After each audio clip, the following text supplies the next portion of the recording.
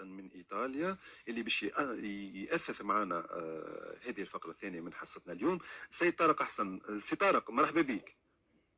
مرحبا بك أستاذ رياض وضيوفك الكرام، بارك الله فيكم. نشكرك أنت معناها أولا شخصيا والراديو كارمن اللي أعطتنا الفرصة هذه. معناها احنا فرحانين ياسر اللي معناها عندنا بين قوسين اعلام يتلهاب حتى بالاشياء اللي معناها تزيدنا شويه في الوطنيه وتمشي على 360 درجه فيما يخص الرياضات ولا حتى الاشياء اللي تنجم تزيد اضافه لبلادنا بين قوسين. شكرا لك سي طارق على اختيارك راديو كارمان وكارمن سبور لإيصال صوتك. سي طارق، لو كان تعرفنا على طارق حسن، من هو طارق حسن؟ طارق حسن موظف معنا في قطاع التعليم بين قوسين بولايه بولزانو. بولزانو هي معناها ولايه بين قوسين عندها حكم ذاتي، نسميها احنا ديما البيفرلي هيلز نتاع ايطاليا بين قوسين، منطقه جبليه يمارسوا فيها كل الرياضات. جيت عام 88 هنا، وكي انسان كاي تونسي يشوف بين قوسين اشياء يقول علاش ما تكونش عندنا. كنت معنا من اول الناس اللي شفنا ما يسمى بال لي بيست سيكلابل، فما مسالك الدراجات المعبده. كانت عندنا احنا في حمصوصه عملوا ما يسمى بالمندوبيه الجهويه للسياحه، عملت حكايه 8 كيلومتر يبداو من بلديه خزامه ويوصلوا حتى لشط مريم يتعداو القنطاوي. فما ناس كي تتحدث يقول لك حاجات مش نتاعنا. شفت المشروع هذا في بولزانو اللي هما معناها مع العرق الالماني. تعرفوا اللي جل الدول الاوروبيه ماشيه بحكم معناها المناخ ويضيقوا على السيارات في وسط المدينه ويسهلوا معناها تنقل مواطنيهم، يحطوهم على التنقل بالدراجات. هذه معناها نعرفوها كما البي اسكندناف، سويسرا، ايطاليا، المانيا، وحدها فيها بالرغم اللي هي دوله مصنعه للسيارات عندهم 100,000 كيلومتر بيست سيكلابل يصنعوا فيها المواطنين. ينقص اكتظاظ معناها الطرقات نتاعنا من السيارات، ويمكن التونسي اللي يحب يخرج بالليباتا نتاعو بالدراجه نتاعو. البيتزا ديليفري اللي يوصل البيتزا يكون في مسارات خاصه بالدراجات، وتكون هذه شبكه بين قوسين في كامل التراب التونسي. كل بلديه احنا نحكيو فيه بشوي نوري تحويرات بسيطه. اما المشروع الاهم هذايا في مسالك الدراجات اللي احنا نخدموا على مسلك دراجات يبدا من تبرقه حتى البنجردان مرورا بالمناطق المهمشه واللي هي سياحيه كما كان يحكي سليانه، ويمر بكنزين عندنا كبار في تونس اللي هو جامع سيدي عقبه القروان اللي هي العاصمه الغالبه، وبالمسرح الروماني وصفاقس وبعد شط الجريد. وسوف ترون باذن الله الالاف باش ما نقولش الملايين من السياحه البيئيه وتدوير الاقتصاد، لان بولزانو عندك 500 كيلومتر برك اصبحت وجهه سياحيه. عندنا 500 كيلومتر في الولايه كامله و50 كيلومتر في معناها بولزانو المدينه. نحكي على ولايه كبرها قد ولايه صفاقس. هذه الفكره. باهي سي طارق، فما قاعد في بلاصه مش تسمع فيا خاطر من بك نحيات لك. رياضات التزحلق في 30 سنه هذه الواحد يقول باش نعمل اون فيدراسيون جامعه 6 شهور عام، اما 30 سنه كامله. شنو الاشكاليات والصعوبات اللي لقيتوها في المشروع هذا باختصار سي طارق؟ والله احنا كيما نقولوا نوصلوا الفكره باش تعرف نخليوا لاولادنا اللي هما معناها كيما نقولوا في تونس. انا صار نقول ننفيتيو ديليغاسيون بين قوسين من الوزارات باش يجيو يشوفوا المشاريع هذه اللي نتحدثوا عليها على الواقع. مثلا عندنا مشروع اخر تو فرحنا عندنا اسبوع سمعنا اللي وصلوا باش يعملوا في حمصوصه اول سكيت بارك. خاطر هما زوج مشاريع يمشوا مع بعضهم. مثلا الباتيناج معناها بالمسالك ذات العجلات هذه اللي هو موان دو ترونسبور بين قوسين، ويستعمل زاد المسالك الدراجات بين قوسين. معناها احنا نلوجوا على كل البروجي اللي هما معناها مشروع اجتماعي وفي مقدور الناس الكل. مش معناها نلوجوا كان لانك انت تقدر تشتري بسكله نتاع 10,000 يورو كما تكون عندك بسكله نتاع 100 دينار، وفي نفس الوقت يكون عندك مزلاق او باتا اللي يسوى حتى 50 دينار ومش مربوط باش تكون معناها مسجل في جمعيه. معناها احنا نحبوا نخرجوا الرياضات هذه سواء كانت مسالك الدراجات او ما يسمى ملاعب الهوكي او السكيت بارك يكونوا متوفرين في كل البلديات التونسيه وما صعب معناها تحقيقهم بين قوسين. باهي من اسبوع كامل في اتصال تبارك الله عليه نشيط من ارساليات نصيه صوتيه فيديوهات دي بلان تبارك الله عنده باجاج كبير. خلينا نقدمه بشويه بشويه سي طارق في البرنامج نتاعنا. كنت حكيت لي المشروع الاول لو كان تحكي لنا عليه اللي يخص لي بيست سيكلابل اللي هي المسالك نتاع الدراجات. شنو هي الفكره هذه بالضبط وكيفاش نجموا نطبقوها على ارض الواقع؟ هلا احنا ناخذوا اي بلديه، ما نعرفش بلديه تونس ناخذوا مثال اللي هي مكتظه، معناها تقوم بتحويرات بسيطه معناها بالمويان اللي عندنا باش كيما نقولوا تسهل. خاطر فما بلايص تنجم تعمل بيست معزوله. حدثت معاك خويا رياض قلت لي ساعه ساعه تلقاك ماشي للخدمه بالسياره وتشوف في السيكليست ولا البيتزا ديليفري معناها يشقوا. اختر هذا احنا معناها فصل الطريق العام. وفما بلايص نذكروا بها اخوتنا اللي يسوقوا الشاحنات وكل شيء كيما في المانيا وعندنا احنا يصوروا بيست نتاع مش بيست معناها ممر نتاع بساكل في الاماكن الغير معناها مكتظه باش يفهموا راهو عندنا اخوتنا اخرين يستعملوا في البساكل ينجموا راهم معانا في الطريق متقاسمين. وهذا شيء. بينما المشروع الاخر اللي هو المشروع الوطني لمسلك دراجات يشق تونس كامله اللي نربطوا مشروع اخر يتسمى فينتو في ايطاليا ويربط مدينه تورينو بالبندقيه. باش نعطيك الفكره 76 كيلومتر قرابه نفس المسافه اللي ما بين طرقه وبين قردان ومش يكون في وسط تونس باش نتذكروا اخوتنا المهمشين المنسيين اللي هما معناها عندهم البلايص اللي هي اسجن بين قوسين ولكن منسيين. يولي عندنا لاجرو توريزم الناس تجي تعمل كامبينج معناها يخلق فرص العمل. المشروع هذا خصصوا له 110 مليون اورو والولايات اللي يمر بها في ظرف عام يرجع من 80 مليون ل 100 مليون اورو. هذه معناها التقديرات. في نفس الوقت خاطر مش يتعدى بجهات ولايات وفي نفس الوقت يخلق 2000 موطن شغل. هذا باش تقرب الفكره. فوالا ممتاز ممتاز. خلينا نتفاعلوا مع ايمن هون في اللي قاعد يقول فيه سي طارق دي بيست سيكلاب اللي هي مسالك خاصه للدراجات مش للرياضه فقط لكن لقضاء الحوائج اليوميه. يعني من وحي تجربتي ايمن الصباح كي نبدا قصد ربي نخدم الصباح على مستوى طريق السياره نشوف مجموعات نتاع دراجات تبارك الله يمارسوا في الرياضه لكن اختار كبير وقت يبدا يمشي معاك في اللوتورود ما تعرفش الا اللي قدر يزلق فران قدامه. شنو رايك في الفكره هذه ككل ايمن؟ هذه فكرة حلم كل دراج سواء يمارس في الرياضة بطريقة محترفة ولا أماتور. أنا عندي صديق ونحترمه برشا ونعزه برشا والكوتش متاعي يعني إنه تعرض لحادث بالدراجة للأسف يعني حادث يعني بدله حياته. يعني حادث أليم جدا اللي بدله حياته سي وسيم العويتي.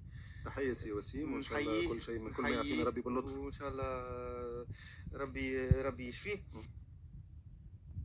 إنه ما فماش مسالك للدراجة خاصة بالدراجين. حتى السائقين ما يحترموش الدراجة في الأغلب ما يحترموش الدراجة. معناها تبدأ أنت متعدي يقص عليك يلصق لك برشا للأسف. أبار حالة الطرقات هذيك ما نحكيوش فيها. حاجة كما هذه حلم كل دراج اللي أكيد إنه مش تسهل برشا وحتى عباد اللي كانت تستعمل في السيارات مش جاها الفكرة إنه تولي تسيب سياراتها والمسافات معناها القصيرة يولي يستعملوا دراجة سورتو الليسانس غلا وكل شيء غلا. مش تستقطب الكثير من السواح. حتى ما نحكيش حتى على السياحة الأجنبية حتى السياحة الداخلية إنه وقت اللي أنت جروب تاع دراجين مش يخرج مش يعمل مسافة مثلا 70-80 كيلومتر راهو مش يقف عند حماس باش يشري الماء راهو مش يقف في قهوة راهو مش يقف في ريستوران. فهمت انت سامحني ريستوران مثلا نهار تحد اللي عادة اللي ما فيش برشا خدمة الناس كل تفطر في الدار والناس كلها تفطر في الدار يقف لك 20 دراج مثلا ولا 15 دراج. هذه يعني تحريك الحركة الاقتصادية ولا تحرك الحركة الاقتصادية. هذه حلم كبير إن شاء الله اسبيرون انها تصير سواء في مناطق العمران ولا حتى المشروع اللي كان يحكي فيه معنا حاجه كبيره برشا انه يربط شمال البلاد بجنوبها معنا حلمه كبيره ان شاء الله تتحقق اللي مش يكون عندها يعني الكثير من النتائج الايجابيه سواء على المستوى الوطني سواء على المستوى السياحي. وان شاء الله ربي يسهل وكا احنا اسبيرون كما قلت لك هذه حلمه كبيره ان شاء الله تتحقق باذن الله. ممتاز ايمن. معناها حسب الكلام اذا كان نحاصل ما عندناش في تونس للمسالك هذه الخاصه، او اذا كان موجوده فاني مسافات قصيره، لاني شخصيا كنت ريت هذايا في المستير شويه بين مارينا والفلاز، ما شويه في المستير شويه في جنة، حتى في المنزه كان فما. تفضل سي طارق.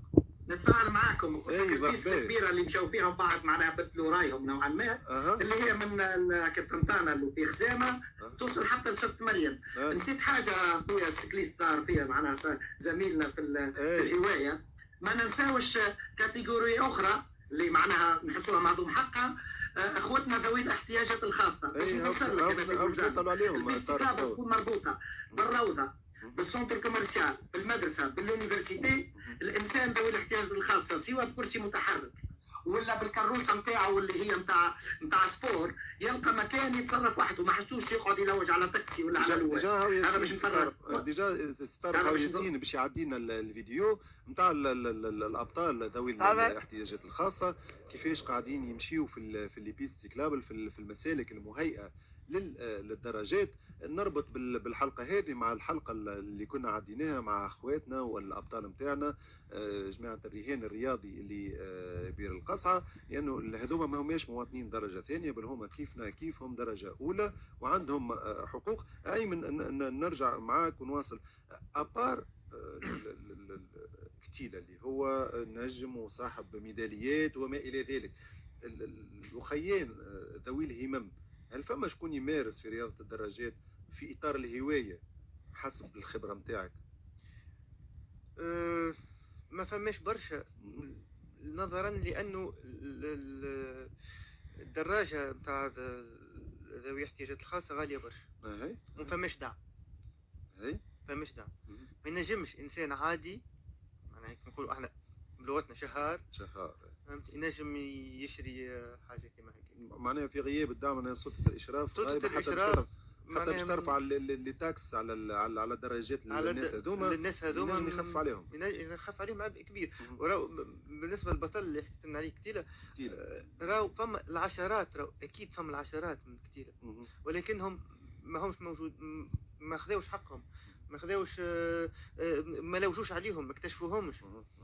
فهمت؟ دونك الرياضات لاصحاب الهمم يبدو انهم على جنب اكوتي الرياضات الفرديه الكل اللي ديما ناديو ونقولوا راهو الرياضه في تونس ولا في العالم ليست كره قدم، وليست كره سله، وليست كره يد، لكن فما برشا رياضات خصوصا في تونس. الرياضات الفرديه رانا قاعدين نهزوا في برشا القاب، لكن عندنا برشا ابطال مغمورين ولا، وماناش قاعدين نلوجوا عليهم. راهو مش هما باش يجيونا، خاطر هما ساعات ما عندهمش الامكانيات باش يجي. يعطيك الصحه، ما عندهمش الامكانيات يلوج عليه. انطلاقا من الرياضه المدرسيه ايمن في التظاهرات الرياضيه، رياضه للجميع، فما جامعه تونسيه للرياضه للجميع تنجم تخلينا نكتشفوا برشا ابطال. ديجا حكينا قبل في الحلقه السابقه على صالح الماجري اللي اكتشفناه من الرياضه المدرسيه. لازمنا نقدموا لقدام. سي طارق، اذا كان مازلت معايا ان شاء الله، بخصوص بعث جامعه، المشروع الثاني كان بخصوص بعث جامعه تونسيه تجمع كل الرياضات التزحلق.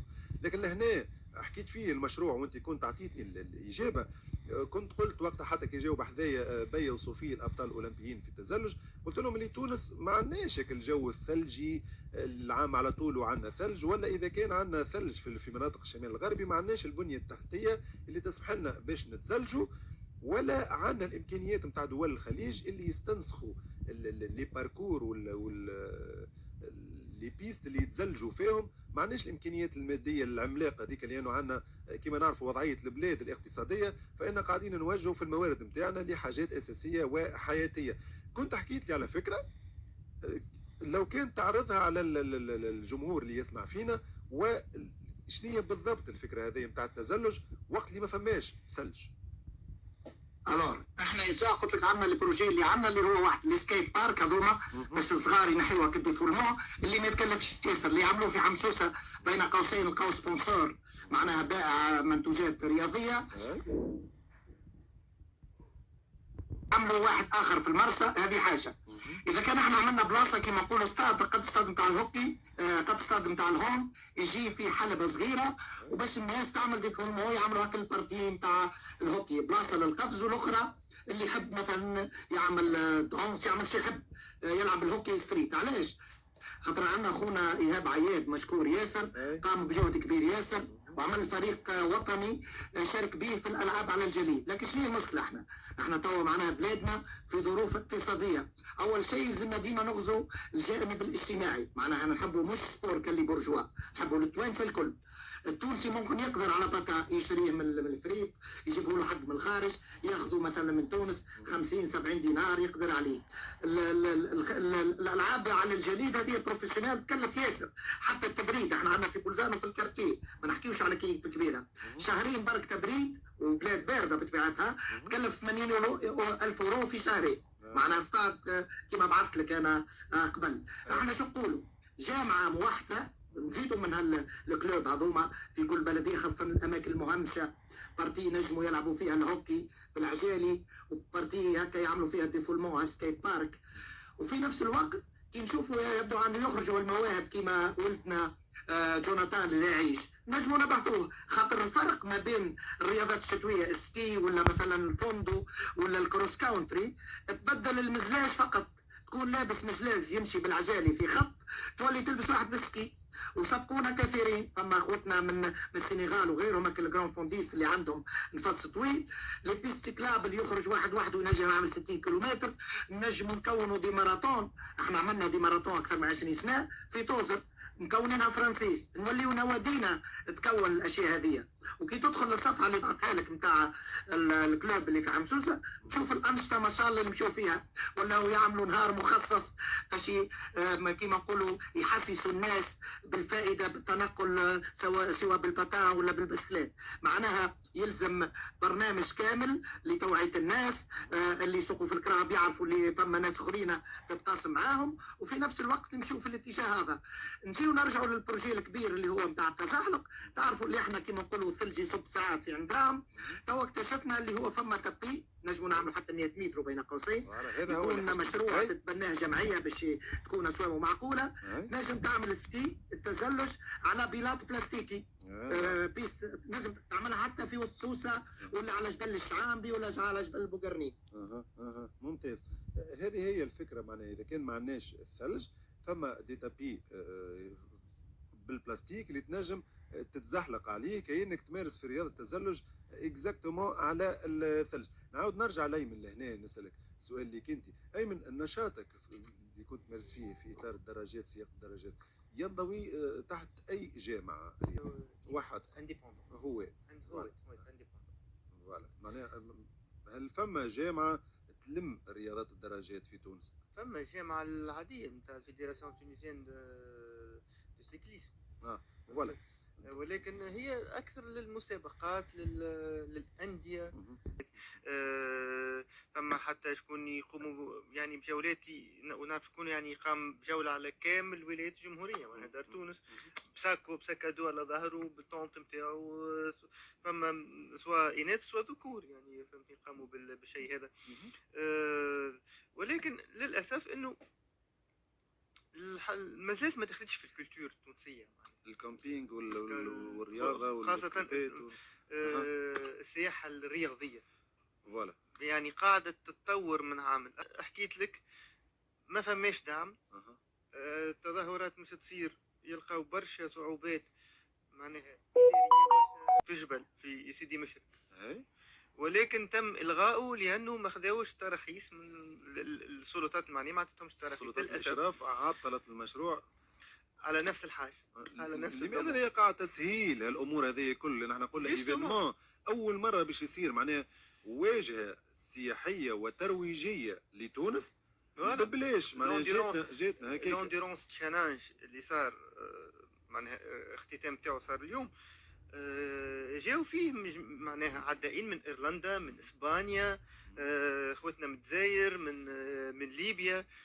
يعني لو كان نجح لونديرونس تشالنج تاع 150 كيلومتر اللي هي ولات الالترا رياضه بالحق، معناها تستقطب معناها تو كي تشوف انت اليو تي ام بي تصير في فرنسا راهو بالالاف يمشوا يعطيك معناها تظاهره ترويجيه لتونس تعود بالنافع على كل شيء، صحيا اقتصاديا سياحيا بيئيا. اللي مثلا كنت انت قاعد يجيوك 250 عداء في سيدي مشرق، اللي هي منطقة يعني تسمى من المناطق المهمشة اللي فيها بوتنسيال طبيعي وسياحي كبير.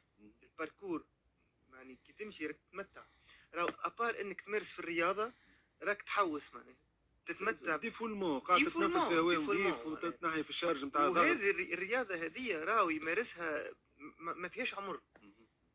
نجم معناها عائلة كاملة من الجد للصغير يمارسوا يشاركوا في نفس السباق. فهمتني؟ معناها حاجة كيما هذه مش موجودة في الرياضات في بقية الرياضات، مثلا الرياضات الجماعية اللي ماخذة حظها اكثر نصيب الاسد. ولو انه لا يكفي حتى ديجا قاعدين نشوفوا في النتائج. الاعلام يعطيك صح، انت استضفتنا مش نحكيو على الحاجه هذه، الاعلام ما يحكيش عليها برشا. كيف لي بروسيدور ادمينستراتيف معقده، الاداريه معقده.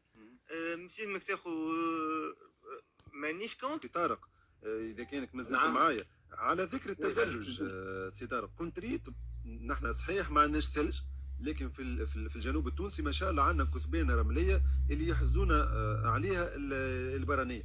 كنت ريت السياح قاعدين يجيوا من برا ويمارسوا رياضه التزلج على الكثبان الرمليه. شنو رايك في النشاط هذايا، وهل ينجم ينضوي ولا هو ينجم صحيح ينضوي تحت لواء الجامعه التونسيه للتزلج؟ الورا قبل ما نبدا نحب نعرج اللي احنا عندنا زوج معامل تصنع في البساكل في تونس. الاخوه ذوي الاحتياجات الخاصه ولا نجموا ندخلوهم في السوسيال، ومعناها الدوله تساهم باش يشريوا يخلصوا شويه ويشريوا البساكل سوى ذوي الاحتياجات الخاصه، معناها تكون مرفقه. هذا شيء. البزنس نتاع الاقتصاد، الدراجات في ايطاليا اكثر بلاد تعمل 2 ملايين و300 ويوصل ل 6 مليار و500، معناها 6500 مليار اورو في العام. معناها شيء تصورت الاشياء هذه كيف تولي عندنا معناها الاقتصاد.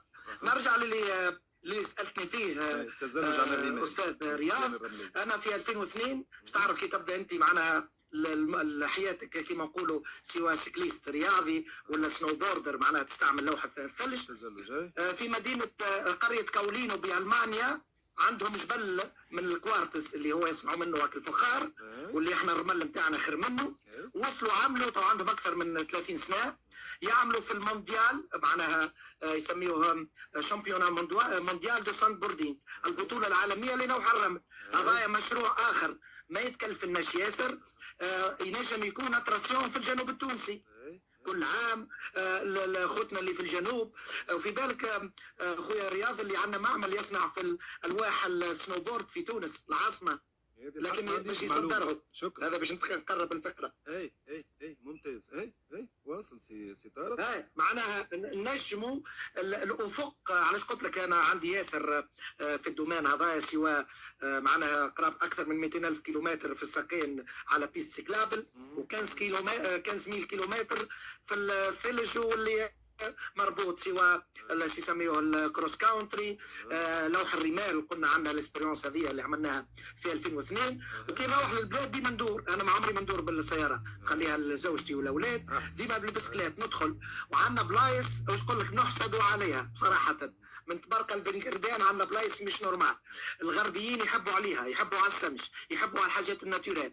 المفيد تكون عندنا الطلياني يقول سميها لاستوتسيا، الذكاء باش نعرفوا شنو الانفستيسمون. تسكروا الرالي نتاع باريجي دكار، نتجهوا في اتجاه اللي 10 بلدان اوروبيه مشات فيه. جل الاولى تحدثنا على سويسرا، على السكندناف، تونس بكفاءاتها باذن الله نوصلوا. باهي سي طارق، زوز مشاريع ممتازه على المستوى الاقتصادي، البيئي، السياحي، الصحي، الكل. انت حكيت لي، لكن نحبك تقول للساده المستمعين والساده النظاره، هل عندك دراسه كافيه ووافيه اللي نهزوا الدوسي كامل ونقدموه لسلطه الاشراف؟ واحد الدراسه. اثنين، لشكون نجموا نتوجهوا مباشره للمرور من مرحله الكلام والتخطيط الى مرحله التنفيذ سي طارق؟ نجموا اول شيء احنا قلنا مثلا مشروع المسالك الدراجات الهوائيه، هذا اول حاجه. احنا نجموا معناها نمروا لوزاره حتى الاقتصاد، وزاره الرياضه، وزاره النقل والمواصلات، وزاره السياحه، وزاره البيئه، لانه هذوما الكل معناها كما نقولوا تشمل في الاخر هي احنا شو نقولوا مش نقصوا من الناس اللي تمشي معناها تستعمل الوقود حتى المحروقات، خاطر كل ايترا ولا برميل ليسانس احنا نوفروه ولا غاز عندنا ناس تتنقل بمويا ايكولوجيك، عندنا توريست مش يجيونا، عندنا ذوي الاحتياجات الخاصه ينجموا يعملوا كالديفولمون. تعرف انت المردود الايجابي في الدراسه الصغار كيف يعملوا الديفولمون ما غير ما يقعد مربوط باش يكون معناها عامل انسكريبسيون في جمعيه. نحكيو عن الناس معناها البسيطه اللي يكفيه بسكله ولا باتان. احنا نتواصلوا مع الادارات هذه اللي تحدثنا الوزارات بين قوسين وحتى البلديات، وعندنا قلت لك PDF يوري بسيط ياسر معناها كيفاش نقوموا بتحويرات بسيطه في ما تسمى الباركور اوربان اللي هو وسط المدن، نحكي المدن الكبيره وحتى الصغيره. بينما المشروع الاخر اللي هو مشروع وطني يلزمه تمويل، يلزمنا معناها فريق معناها وزاره التجهيز او التخطيط، تخطيط المدن، خاطر يلزم باش يمر راهم 676 كيلومتر.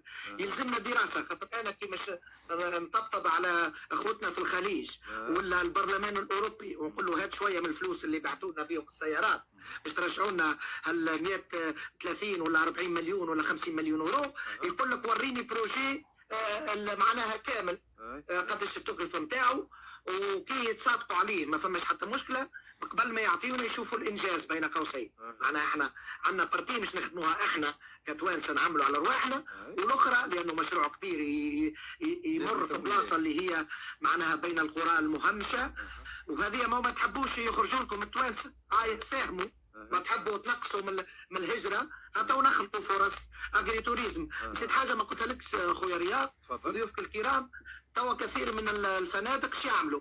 يخليوا اللي يحب يسكن كما نقولوا في بيت وكل شيء، عاملين بارتي لجماعه اللي يعملوا كامبينج، واللي يجوا بالساكن يلقى بلاصه فين يدوش، فين يحط الخيمه نتاعو، وفي نفس الوقت يستعمل السيرفيس، يطيب كل شيء، تعرف بفلوس معناها في الاخر معناها هو كي يجي يصرف حتى 30 اورو في النهار باش يدور الاقتصاد بين قوسين. هذا هو ممتاز سي طارق. دونك لهنا سي طارق عطانا افكار المشاريع، الاستفاده على جميع المحاور الاقتصاديه، الاجتماعيه، البيئيه، الصحيه. يعطيك الصحه سي طارق على قبول التدخل معنا وعلى ثقتك في راديو كرمان وبرنامج كارمن سبور لطرح هذا المشروع. كلمه اخيره نخليها ليك سي طارق قبل ما نغادروك ونواصلوا مع ضيفنا في الاستوديو ايمن. كلمه اخيره سي طارق تفضل.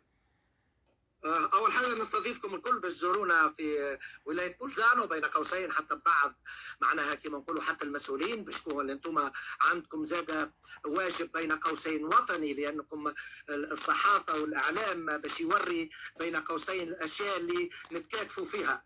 احنا قبل كان نقولوا مثلا كي ننقدوا نقولوا احنا من عهد البي ما عملنا شيء، احنا كلنا مع بعضنا لازم نتكاتفوا باش نعملوا حاجه للبلاد اللي نساهموا فيها واللي ما تكلفناش معناها. ومش حاجه اخرى حبيت نقول خويا رياض، مش اللي كل شيء عند الغرب نعملوا له كما نقولوا استنساخ، لكن المشاريع الناجحه اللي اثبت نجاعتها. هذه الكلمه الاخيره. نشكرك انت والفريق نتاعك وراديو كارمن على الفرصه هذه على احياء بين قوسين. بارك الله فيكم. يعيشك يا سي طارق، شكرا لك. كان معنا السيد طارق حسن من ايطاليا. شكرا على كل هذه الاضافات، والى اللقاء في موعد قريب. الى اللقاء سي طارق. بارك الله فيكم. سلامة الناس الكل. عايشك يا سي طارق. لأن سي طارق نرجع مع ضيفي في الاستوديو صديقي العزيز أيمن عمري. أيمن نشاط